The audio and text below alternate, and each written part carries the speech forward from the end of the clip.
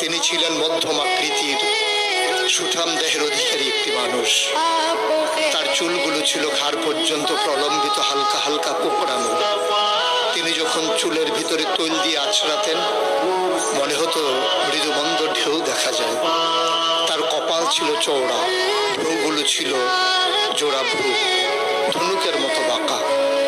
চোখের পাতাগুলো ছিল ফুটন্ত গোলাপের গোলাপি রঙের এক একটি পাপড়ির মতো।